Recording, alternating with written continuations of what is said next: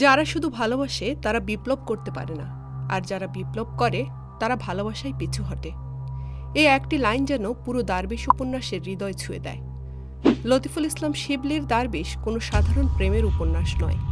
এটি সময়ের প্রেক্ষাপটে দাঁড়িয়ে গড়ে ওঠা একজন বিপ্লবীর প্রেম, হারানো যৌবন, আত্ম অনুসন্ধান এবং শেষ বয়সে পাওয়া এক নতুন প্রেমের দ্বিধা।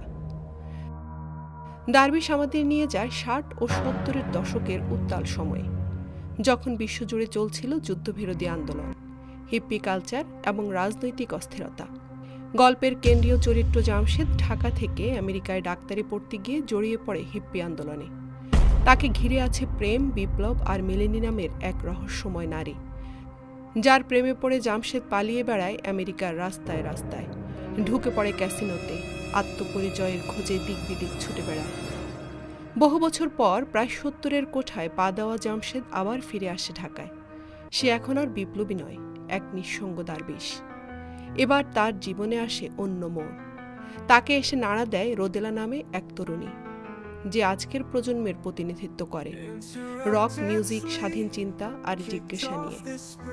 রোদেলা জামশেদের হিপ্পি অতীতে মুগ্ধ হয়, আর সেখান থেকেই জন্ম নেয় এক জটিল অথচ দারুণ সম্পর্ক।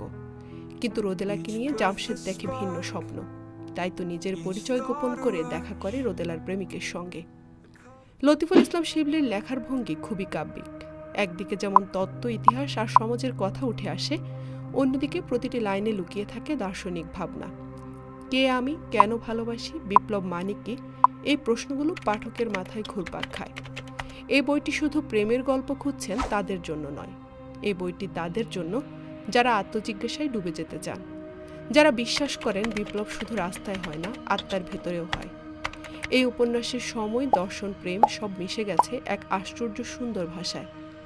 আপনি যদি প্রেমের গল্পের মধ্যে নিজেকে খুঁজে পেতে চান, অথবা আপনি যদি আত্মার গভীরতা ছুঁয়ে দেখতে চান, তাহলে দারবিশ আপনার জন্য। পড়ুন, ভাবুন এবং আমাকে কমেন্টে জানান, আপনার চোখে জামশেদ কে ছিল, হিপ্পি, প্রেমিক না দারবিশ? লতিফুল ইসলাম শিবলির আরও 2টি উপন্যাস আমি রিভিউ করেছি। একটির নাম হলো আসমান আর অন্যটির নাম হলো নূর।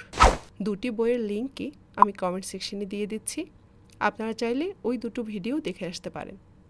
এই ছিল আজকের জাহান্স বুক রিভিউ।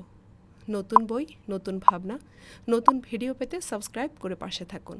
সবশেষে একটাই অনুরোধ, পড়ুন, জানুন, নিজেকে পরিশুদ্ধ করুন। আল্লাহ হাফেজ।